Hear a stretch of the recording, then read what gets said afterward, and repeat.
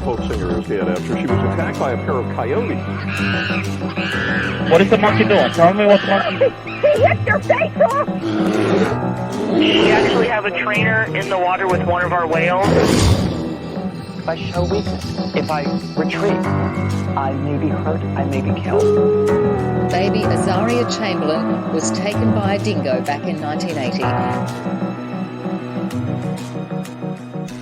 Hola, mis amigos. Welcome back to Man Eaters, the only true crime podcast on the internet where all the killers are real animals, whether it's scratchings, bitings, maulings, or clawings. We're here to talk about it, and we are here with the first new episode of the show in over 5 weeks, 6 weeks maybe. It's been a hot fucking minute. I've missed you. Did you miss me? I know you didn't. You didn't even know I was gone, did you? Let's do a little bit of housekeeping. It's good to be back. I didn't intend to have a massive break in the show. It just sort of happened that way. We released our most recent episode in April or March even, I think.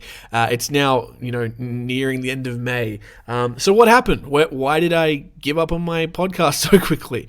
We had a good weekly thing going for about 10 weeks, and then I had a theatre show come up, which took up way more time than I was hoping it would. I actually had 2 theatre shows back to back, one of which I was producing and one of which I was producing and acting in and doing all that good stuff. And thank you to everyone who came to those shows and said lovely words. It was a great time, but I have missed the recording of this show. I've missed the animals. I've missed you. I've missed you so goddamn much. I miss your smell. I missed your nipples. And most importantly, I missed your smile. We are back today with this is a relaxed fit episode. I don't even know what we're going to call this. This is like a big old scratch of the day episode where I'm just going to look at the news, because quite a lot's happened since I've been away. A lot has been going on. We're going to read some news articles, 5 or 6 of them if we have time, and we're going to talk about all the people who've been attacked by animals since I've been away. But firstly, I just want to say really quickly thank you to everyone who sent messages to me while the show's been on hiatus. It was a really nice surprise. Lots of people popped in and sent an email or sent a DM on Instagram saying some really nice things. I had I can't remember names right now, I'm very sorry, but I had a lovely person email me with a book suggestion for a Killer Cryptids episode, which was really lovely. That's the coolest thing ever. And I was bragging to my friends that someone, a listener of the show, sent me I hesitate to call it a fan email, but let's call it that, a fan email, which was very, very sweet. And a couple other people sent me some messages on Instagram saying that they love the show and they miss it and when's it coming back, and the answer's now, baby. I hope it was worth the wait. So just massive thank you to those people. Someone joined the Patreon for a day and then left the Patreon. Maybe they thought they were signing up for someone else's thing. That was nice. It was nice for a day. But thank you to everyone for the kind words. And I've been counting down the days until I had some free time to record a new episode. So like I said, we're going to do sort of a relaxed fit, casual episode, and we'll be back next week with a more a classic Man Eaters researched episode. So let's just jump right into it. Let's have a look here. I'm going to put my glasses on because I'm an old bitch, and let's have a look at some news articles. So yes, the first article, it's a man dies after being trampled by a wild elephant. So we're starting off big. Elephant tramplings. This is from Newsweek. Robin White wrote this article 3 days ago. So like always, guys, I don't read these articles ahead of time. We read them live on air, and we will we'll experience this together for the first time. How's that sound? So, a man has died after he was trampled and attacked by a wild elephant in India. The 23-year-old, identified as research scholar Vishal Shrimal, had been walking on the campus of the Salim Ali Center for Ornithology and Natural History near Coimbatore on May 16th when the lone elephant attacked, The Hindu reported. The Hindu is a news organization, not just a guy that they call The Hindu. He sounds like a Marvel character, right? The Hindu. He reads minds and has multiple arms. Anyway, Shrimal suffered serious injuries to his right leg and chest. He was taken immediately to a hospital, but was later transferred to a private facility where he stayed in critical condition for a day. He died on May 17th at around 4:30 a.m. after treatment failed to work. The Research Institute is located in the Analkati South Reserve Forest, which is home to an abundance of wildlife. Shrimal had been studying for an MSc in wildlife science at the University of Kota, Rajasthan. He'd been at the Research Institute while working on his dissertation. Elephants are usually gentle creatures, but they can become extremely dangerous if they come in contact with humans. Some elephants can weigh up to 8,000 pounds, and their trunks can have around 40,000 muscles in them. Human and elephant conflict has been on the rise in India for years, and it's becoming an increasing problem. Experts believe it is mainly a result of habitat loss, which has occurred due to expanding human development projects. As this happens, elephant habitats become less large. Well, less large. I don't know why I said less large. The article says small. They become smaller, which forces humans and wildlife together more frequently. Fragmented habitats can also cause crop raiding instances where elephants stray into farmlands in search of food and water, ruining crops as they do. Little sidebar, I remember a story I heard on the radio when I was like really little, about 8 years old. So this would that be like nearly 15 years ago, I guess. Yeah, almost exactly. And it was about an elephant in, I think it was either an Indian village or an African village. The elephant basically, did this thing. It did a crop raid where it went into the crops and ate the crops, but it accidentally ate a bunch of fermented fruit or fermented grapes. And the elephant essentially got drunk and fucking killed a bunch of dudes. So yeah, I mean, this elephant was sober. I believe he was on Alcoholics Anonymous, actually. Yeah, the Elephants AA. It's a really important project that I donate money to, and you should too. Elephants AA. They say elephants never forget anything. That's not true if they get sloshed all the time, by the way, guys. Anyway, weird sidebar. Villagers will often retaliate in response to their behavior, which in turn can anger the animals. This has not been the only elephant incident to occur recently. So this is calling back to another Scratch of the Day story, which we covered earlier in the year, in February, I think. Yeah, in February, there was a 20-year-old woman who was identified by local media at the time as Ranjita. She was on her way to work in the village of Kadaba in India. Just remember, guys, I know it's been a while, but I'm still terrible at Indian names. An elephant approached and attacked her. Hearing her screams, a nearby man, a 55-year-old, rushed to help her, but after doing so, he was also attacked by the elephant. The man died at the scene, while the woman was rushed to a hospital. She died on her way there. So we talked about that. I think we also covered this story that happened in January. An elephant terrorized villages and allegedly trampled a man to death and was then captured by the authorities. At the time, this elephant had been responsible for 176 crop raiding incidents and had damaged a property 13 times. Yeah, we've covered lots of stories of elephants before on the show. In the Scratch Today and for the maid segment of the show, we actually I don't think we've covered an elephant. Oh no, we have. There was a story a while ago of this elephant that killed a woman, right? And then the elephant showed up at the woman's funeral and fucking caused a muck. I think that elephant was just a bit of a dickhead, to be completely frank. But yeah, the elephants are kind of almost mythologized animals to a lot of people. We talked about in this the Yellowstone episode how Americans like to mythologize the bison, and they don't treat it like it's a real dangerous animal. It's kind of like a spiritual connection that people think they have, and I think people have the same thing with elephants. They have this pretense that elephants are gentle creatures, which I guess sometimes they are, but they're also the largest land animals on Earth. Like, the African elephant is the largest land animal on Earth, and I'm pretty sure the Asian elephant is the second largest. It may be smaller than a hippo, I guess, depending on the subspecies, but they're massive creatures. I mean, when you go to the zoo and you see them, I don't know if it's the same for you as it is for me. I forget sometimes how big these things are. Like, internally, I obviously know, I recognize an elephant is a big animal, but then you see one in real life and it clicks. You're like, damn it, they're very, very fucking big. They're bigger than they should be, And that's my beef of the week, everyone, which we've skipped again. The beef of the week is that elephants are too big. God damn it. Okay, let's move on. Another story. This one in my home turf, back in my country. A dingo, actually. This made news all over Australia, and I think in a lot of places in the world. A dingo actually attacked a girl on Kingari Island, which is also known as Fraser Island. Fraser Island is where a lot of these dingo attacks happen. Famously, Azaria Chamberlain was taken and killed by a dingo near Uluru, otherwise known as Ayers Rock, or incorrectly known as Ayers Rock. Ayers Rock is kind of like the dead name, I think, of Uluru. We don't call it that anymore. It's Uluru. But yeah, that's where she was taken and killed by a dingo. But there have been other attacks. Attacks from dingoes are rare, but when they do happen, Fraser Island is a place where they happen a lot. So I'm going to read through this article here from ABC News, a fantastic news organization. The headline reads, Dingo attacks young girl swimming on Kagari/Fraser Island. So, a primary school aged girl, that's middle school for you Americans, has been flown to a hospital after a dingo attacked her while she swam at Queensland's Fraser Island.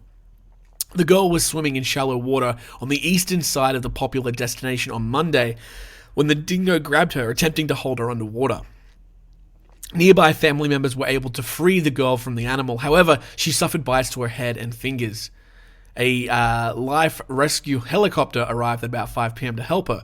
The girl was treated by paramedics and a critical care doctor before she was flown to Hervey Bay Hospital in a stable condition. Now, this similar story happened last year. I think we talked about it a little bit. Late last year, a 5-year-old boy was flown to hospital after being jumped on by a dingo that bit his arm, head, buttocks while playing on a beach on Fraser Island. So yeah, Fraser Island, there's another guy that was killed or died on Fraser Island, and it was kind of like never proven that it was a dingo, but we might have to like look into that because that was an interesting animal attack, potential animal attack that happened as well. We've said it, a few times.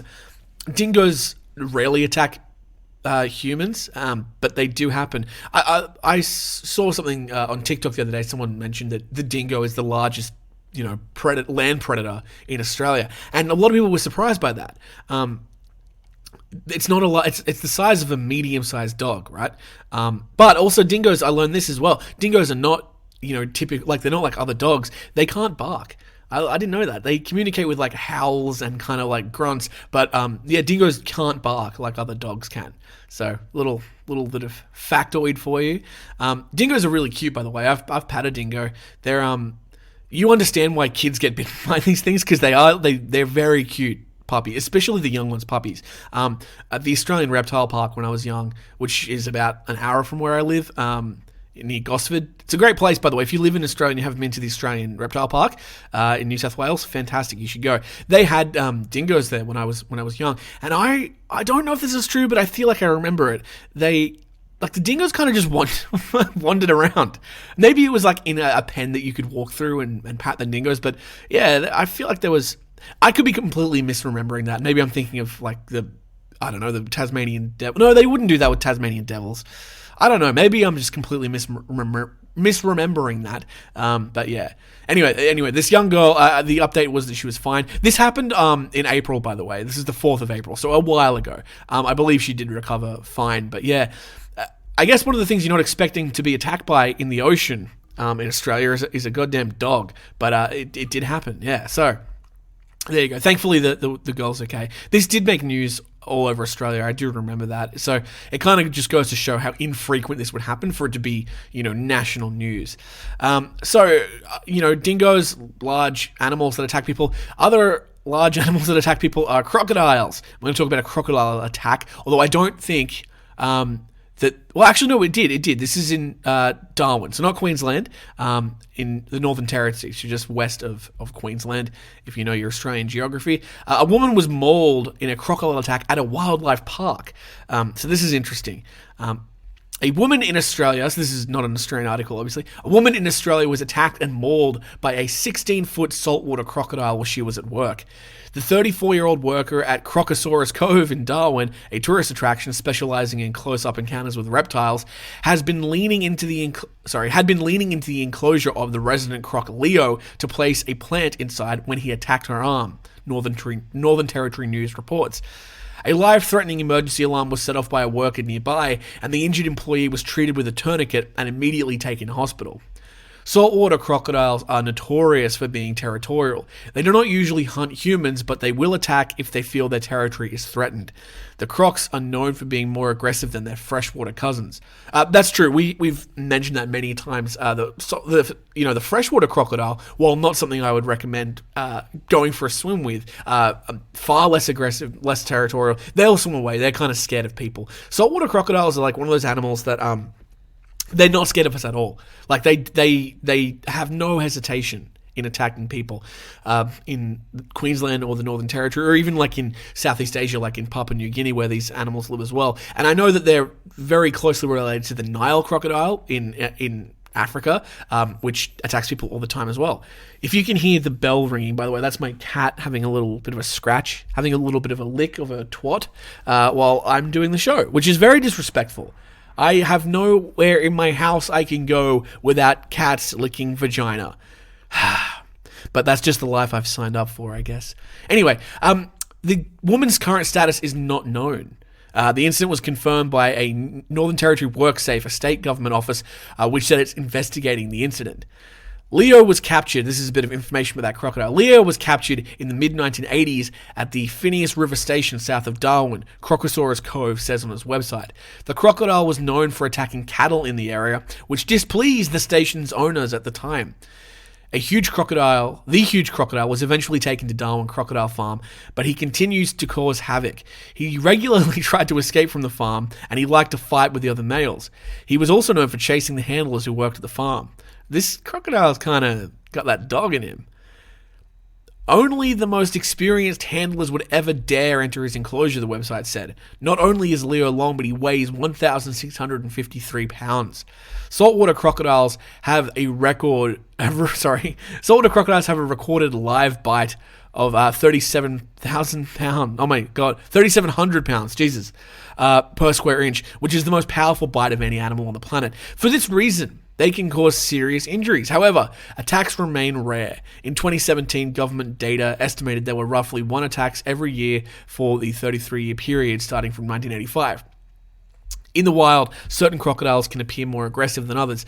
This is usually when they become food conditioned, meaning they get used to food being fed to them by humans and lose their natural fear of people. Yeah, if you ever go into Queensland or the Northern Territory, which is like the range where these animals live, and you go near any body of water, it's really important that you can see the bottom of the water, like the bottom of the lagoon or the creek or wherever you are, before you even think of getting in. Most bodies of water in that area will say whether or not saltwater crocodiles have lived near there or do live near there. But like even if there's no signage, it's really important that you can see the bottom, because these animals, like their camouflage skills are incredible, and they can see you before you see them by a mile. So yeah, there's a lot of stories of people walking up to the edge of creeks thinking about getting in, and then someone who's more in the know will throw a rock or a branch in, and the croc will just like snap. So yeah, you don't want to mess with the crocodiles, as Bob Catter would say. Gay people are great, but every day and a half, a Queenslander is ripped to shreds by a crocodile. Remember that guy? If you don't know what I'm talking about, just Google bobcat or crocodile, look it up on YouTube, and treat yourself, man. It's the best clip. It is the best clip on the internet. You are going to love it. It's just, it's bipolar personified. It really, really is. Okay, let's move on. Actually, you know what? Let's take a little break. What time? How long have we been going for? Oh, like 20 minutes. We don't need a break. Power through. Come on. This is a kind of creepy story. The headline reads, half of missing fisherman's body found after being eaten by sharks. There's like a bit of a video, but I'm not going to watch it because I don't need to have my day ruined. Here we go. The body of a missing fisherman has been found after a 2-day search But by the time the authorities tracked him down, he'd been partially devoured by sharks. The victim was last seen on the 10th of May fishing in the waters off Lubang in the Philippines, according to GMA News Online. When the authorities first saw his body, they thought it was a bird floating on the water. It was only after they got closer that they saw it was a human corpse.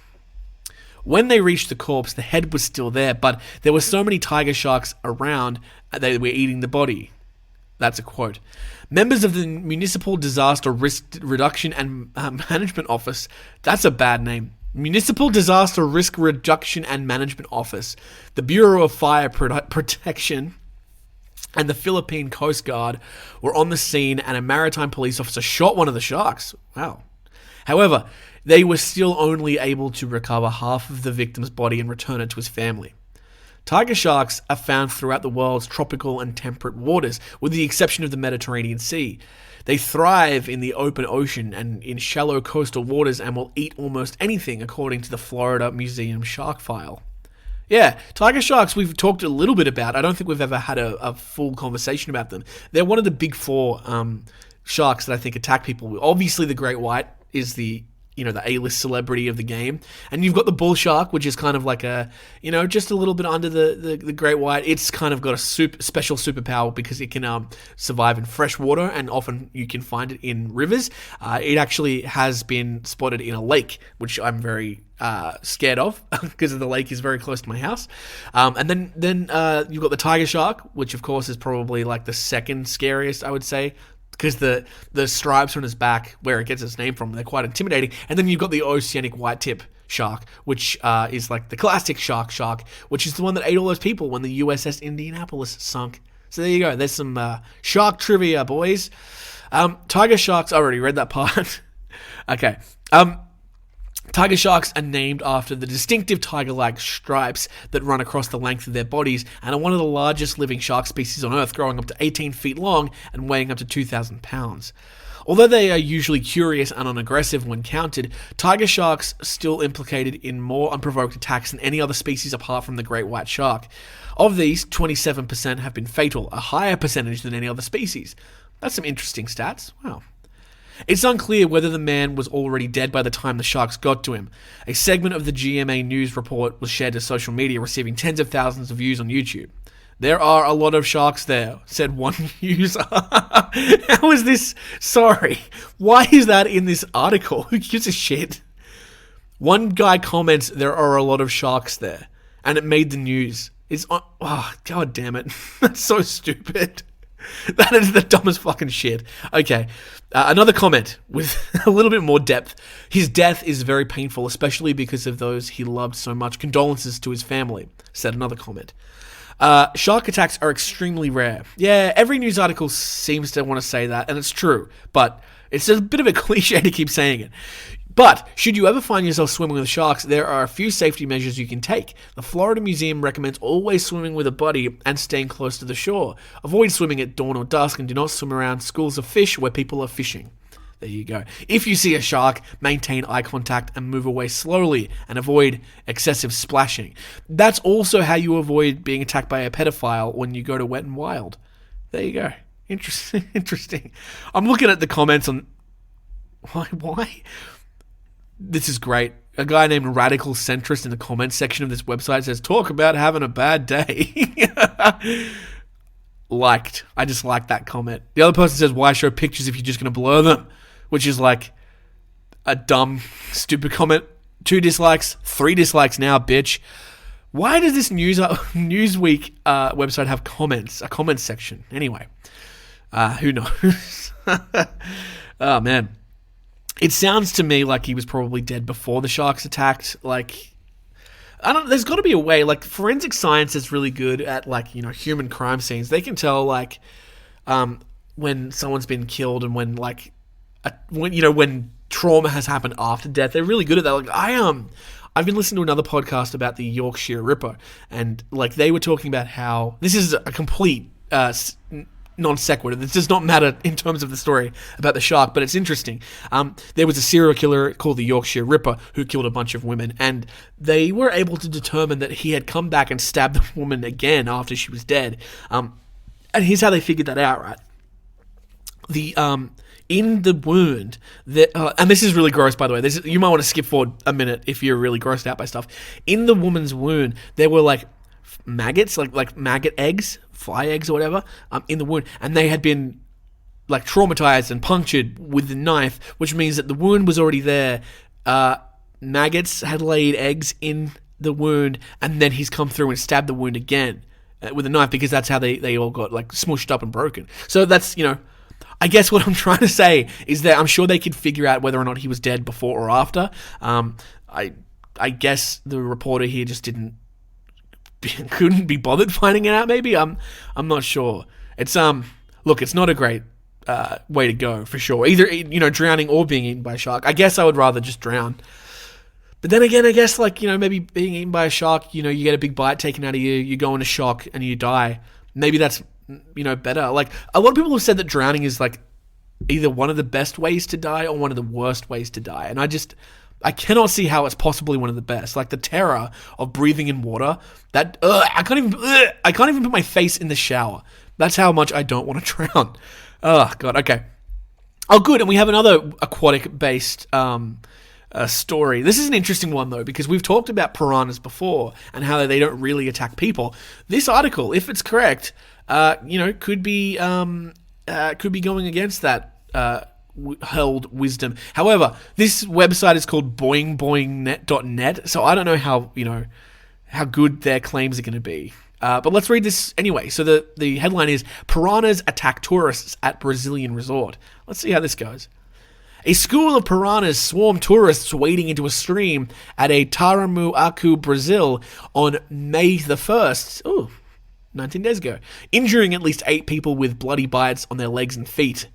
Experts believe the attack may have been the result of the fish becoming acclimated to being fed by visitors who often throw food into the river, and it is very unusual behavior. Well, there you go. If a piranha mistook a foot for food and bit it with its razor-sharp teeth, it could have drawn blood, which could have sparked a feeding frenzy. There is a quote here. I'll read. This is all in italics. Piranhas do not exhibit unprovoked attacks on humans. Steve Husky, a professor of biology at Western Kentucky University, told Live Science in an email. The situation described is one of piranhas becoming acclimated to free food, and those bites were just another example of mistaken identity, just like shark attacks. But this behavior only occurs in exceptional circumstances, such as when a high number of fish are trapped in a small pool or starve for a long time. These fish swim in schools and normally do not attack large animals. Ichthyologist and professor at the National Museum of the Federal University of Rio de Janeiro in Brazil, Paulo Andreas Backup, said. Wow, that's a long sentence. We're back to the article now. When I was a kid, is this from Sorry, I'm trying to figure out, this is a very weirdly written article. Now it's in the first person, and I don't know whose perspective this is. I'm going to just assume it's the author. Okay, when I was a kid, I was led to believe that piranhas were the most dangerous animals in the world, able to devour a cow in seconds. And if you were to find yourself in the water with a school of piranhas, it meant a certain quick and gruesome death, just like what happened in those James Bond movies. That's the end of the article. Fuck's sake. Well, who wrote this? That is such a weird article. Okay. Boingboing.net. Some free fucking publicity for you. They have a merch store, it looks like. What is this? This isn't even I'm not even sure if this is the news website. It looks like it is. I don't know. I'm not going to bother talking about it much more. It kind of just confirms what I was saying before about how, piranhas don't usually attack people. That's true. When we talked about the sinking of that vessel in the Amazon rainforest, I think it was called the Sorboral Santos, or the Santos Sorboral, and a bunch of people were killed or died from something attacking them in the water. Piranhas were one of the animals that was suggested, but it's super unlikely that they had anything to do with it. I've seen videos on TikTok of people with piranhas at home in tanks. They just stick their hands in. Piranhas, they don't want anything to do with us, And to be honest, I can't blame them. I'm an introvert and I don't want anything to do with any of you either. Okay, let us get to our final story of the day. Now, I think I did see this video online. The article is called "Video Shows Volunteer Cop Collapse While Being Stung Relentlessly by Bees." I think No, this is a different video. I did see a video on TikTok of a bunch of people on a bridge. It looked like in South Asia, and a swarm of bees basically came through and got wrecked them. The guy had the right idea. He said, just don't swat them, just stand still, just relax, it's fine. They're not going to start attacking until they sense, like, danger. His girlfriend, and I don't blame her because it's hard to... The bees were landing on her. She freaked out. She starts swatting at the bees, so the bees start attacking her and him and the rest of the group that were there. Yeah, he got absolutely fucked up. Bees creep me out, especially when they're in a swarm, and we get swarms of bees a lot here in Newcastle where I live, which is something people in, like... There's a Facebook group where I live, like a Facebook, community page or whatever, and yeah, they love to talk about the bee swarms here. But yeah, anyway, let's read the article. So, a video shows the moment a volunteer police officer collapsed to the ground while he was repeatedly stung by a swarm of bees. On May 15th, a swarm of bees attacked residents living in Encino, Los Angeles.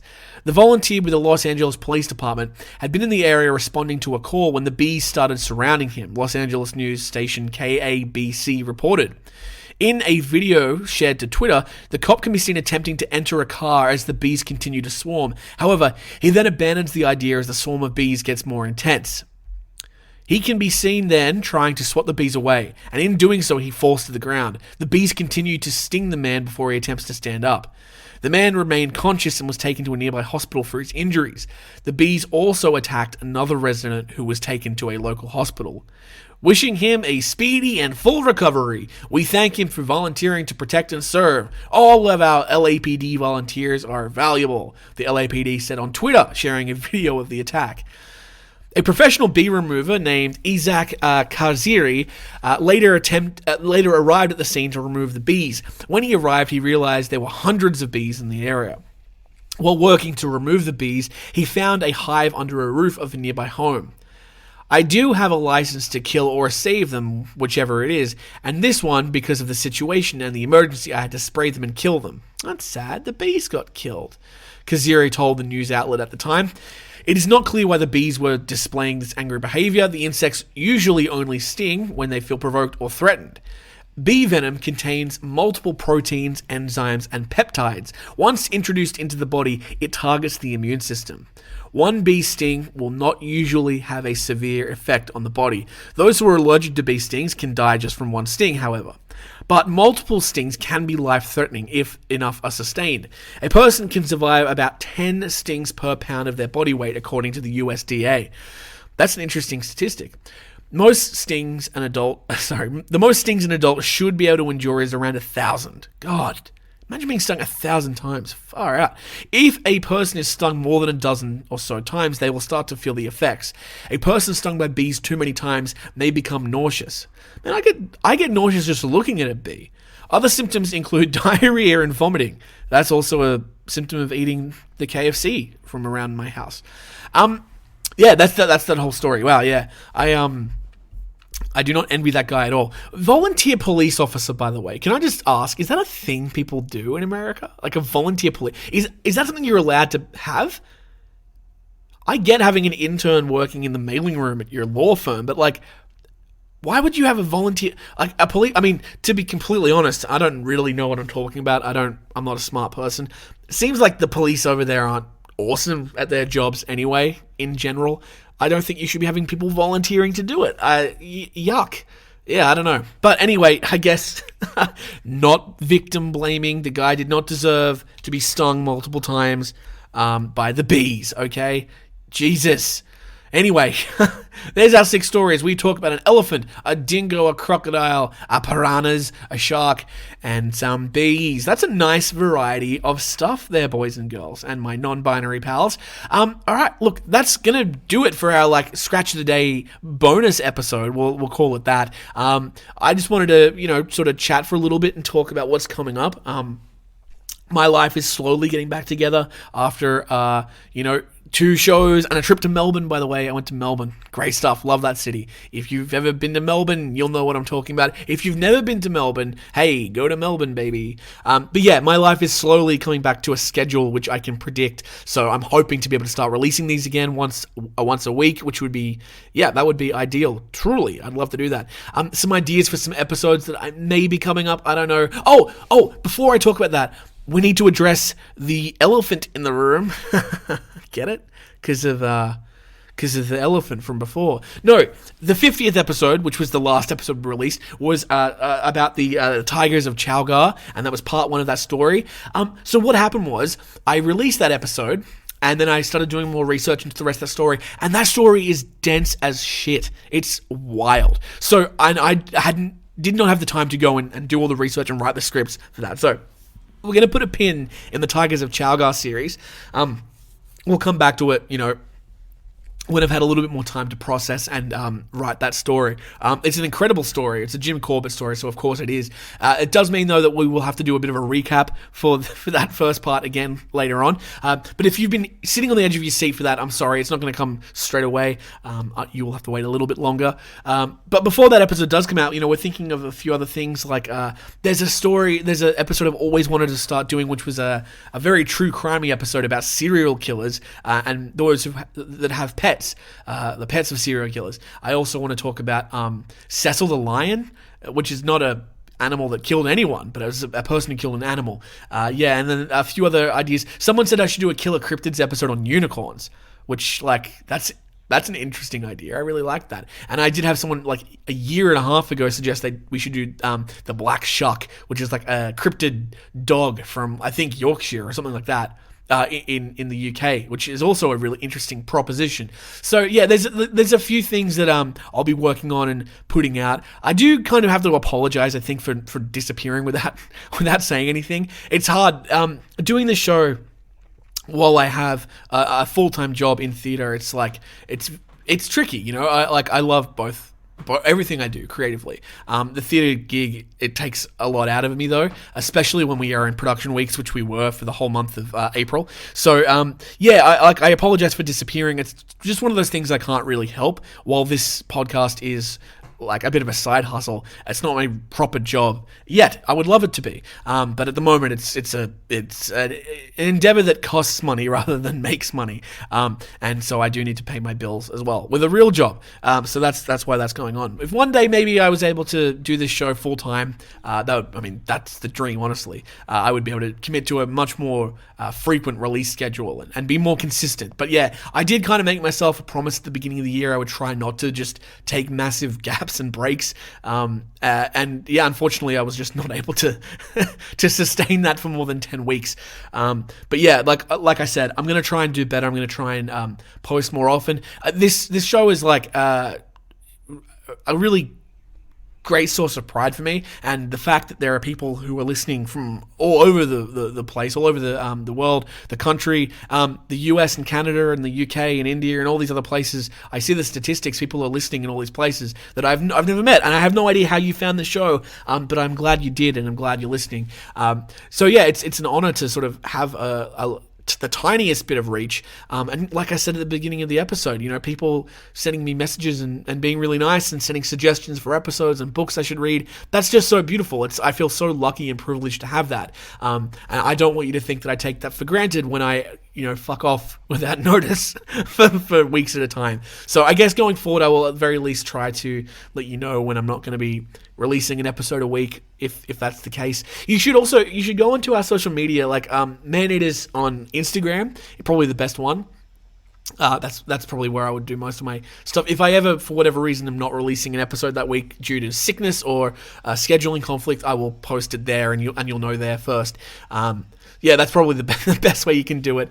I know that there is a way to sort of do a text post on your RSS feed, but I kind of don't like that. I don't really want to do that. So yeah, go to the Instagram. That's fine too. And Instagram is another really great way to connect with me. I'll really quickly just pull it up because I want to see if there's any messages I should read on air, or people I should shout out. Probably there are some people I should shout out. I should shout out Riley and Dawn on the Patreon, who've been there since day one. Who've been absolutely a life sound. I bought a new microphone. I was able to do that. Oh yeah, a place called Man Down Packages. Man Down Packages from the UK. They sent me a really lovely message about the show, which was nice. Who else? Adam. A guy named Adam. Yes, Adam. Last month contacted me on Instagram. Really nice guy, sounds like. And Sean as well. Sean from the UK, it looks like. Oh, Sean reached out and actually sent me a suggestion of a story, which was about... Oh, I've already done this story on the show. This is an older message. But yeah, some really lovely people sending me some really nice things, so I appreciate it. So please, yeah, if you ever want to reach out, do it. I try to reply whenever I can, as long as you're not creepy. Some people are kind of creepy, and I'm like, okay, like, do you want to fuck me? Is that what's going on? I don't want to fuck you. I'm sorry. I really don't. I mean, I say I do on air to be funny, but like, I don't. I have a girlfriend. I don't want to fuck anyone. Not even her. No, I'm joking.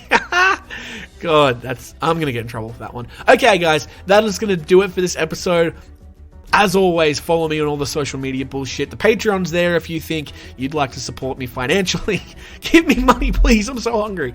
That is going to do it. Have a fantastic week, guys. I will hopefully see you in the new episode next week. And I hope you enjoyed this episode. And above all else, please, for the love of Vishnu, stay safe. Because as we've learned, it's a jungle out there.